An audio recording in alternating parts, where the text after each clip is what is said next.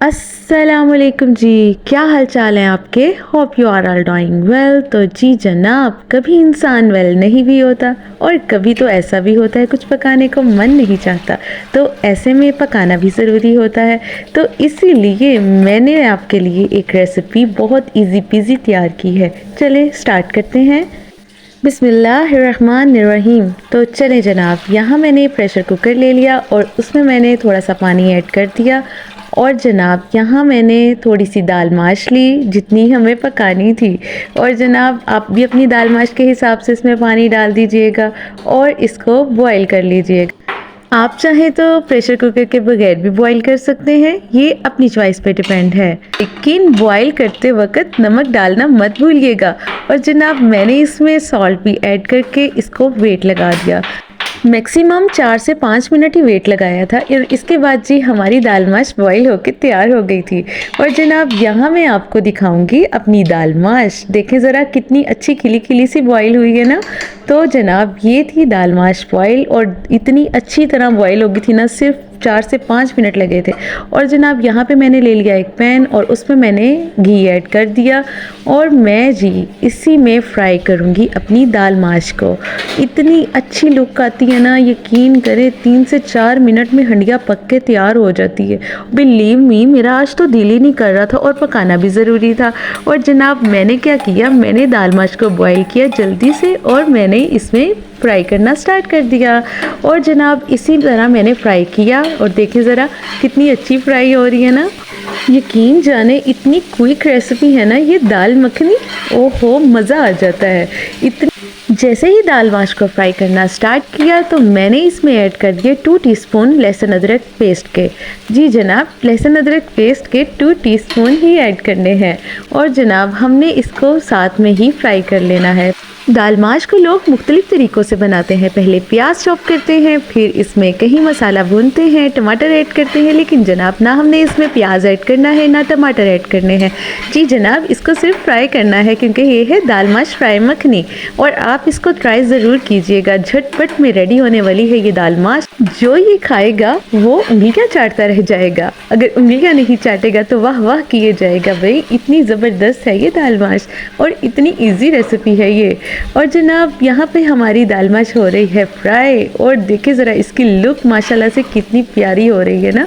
और जनाब ये बस 2 से 3 मिनट ही लगेंगे इसको फ्राई करने में। अगला काम तो हमारा मसाले ऐड करना है। यहाँ पे जी मैंने साबुत ज़ीरा ऐड किया है 1 चम्मच।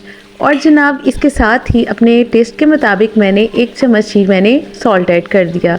और जनाब इसके बाद हम ऐड करेंगे इसमें क्रश चिली। और जनाब साथ ही मैंने 1 चम्मच कोरिएंडर पाउडर भी ऐड कर दिया। और इसके बाद मैंने थोड़ा सा हाफ़ टी स्पून मैंने गरम मसाला पिसा हुआ भी ऐड कर दिया। 1 टीस्पून मैंने ब्लैक पेपर भी ऐड कर दी। इस तरह जी मैंने मसाले ऐड करके इसको मिक्स करना स्टार्ट कर दिया ताकि ये मसाले इस दाल के साथ भी अच्छे से फ्राई हो जाएं।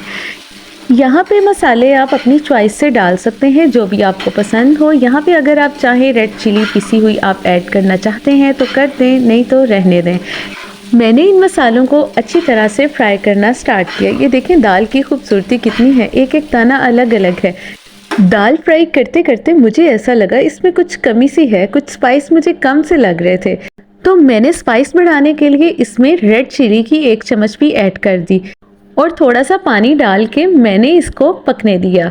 जी जनाब इसलिए डाला है पानी कि दाल नीचे ना लगे और ये चिपके ना। और मुझे चाहिए थी अकेली अकेली खिली हुई दाल चाहिए थी, तो इसलिए मैंने इसमें थोड़ा सा पानी ऐड कर दिया। आपके साथ भी तो ऐसा होता होगा ना कि आपको कमी सी लगे खाने में और वो बाद में ऐड कर दें। कोई बात नहीं, गलतियां इंसानों से ही होती हैं। ये छोटी छोटी गलतियां ही होती हैं जिससे इंसान सीखता है। और जनाब यहाँ पे जी हमारा मसाला अच्छे से भुन गया दाल के साथ। जी जनाब दाल की लुक तो देखें कितनी अच्छी लग रही है, कितनी हसीन लग रही है। और अब जी यहाँ पे मैं 2 टीस्पून ऐड करूँगी कसूरी मेथी के। कसूरी मेथी के ऐड करने से इसकी खुशबू बड़ी हसीन हो जाती है, ये आप मस्ट ऐड कीजिएगा। और जनाब इस तरह से मैंने देखे दाल की अच्छी तरह से भुनाई कर ली और कसूरी मेथी को इसके अंदर मैंने इस तरह से मिक्स करना स्टार्ट कर दिया। देखें तो कलर दाल का कितना अच्छा लग रहा है ना, और खिली खिली दाल हमारी रेडी हुई है। यहाँ पे जी हमारी बुनाई हो गई है कंप्लीट। जैसा कि आप देख सकते हैं कितनी खूबसूरत लग रही है ना। और अब मैंने यहाँ पे 1 टेबलस्पून भर के मैंने इसमें मक्खन ऐड किया है। आप कोई सा भी मक्खन ऐड कर सकते हैं, घर का भी ऐड कर सकते हैं और बाहर का भी। और जनाब यहाँ पे मैंने अब इसके ऊपर धनिया की और हरी मिर्चें की गार्निशिंग करनी है। धनिया और हरी मिर्चें ऐड करने से इस दाल में एक अलग सी खुशबू आएगी, इतनी अच्छी आएगी ना कि बस आप मेरी बात मान लें, इसी तरह से बनाएं। और जनाब इसको मैंने कैप दे दिया और 5-7 मिनट के लिए मैंने इसको रख दिया। यहाँ पे मैंने सोचा मैं क्यों ना एक चटनी भी तैयार कर लूँ इसके साथ जो अच्छी लगती है। यहाँ पे मैंने धनिया, पुदीना, हरी मिर्चें और 2 लहसुन के क्लॉव्स और साथ में मैंने दही ले ली। ठीक है, इन सब चीज़ों को मैंने पीस के नमक के साथ मैंने ऐड करना है। और जनाब यहाँ पे मैंने पीस ली और मैंने दही में 1 प्याली दही में मैंने ये चीज़ें ऐड कर दी और हमारी मज़ेदार चटनी बन के तैयार।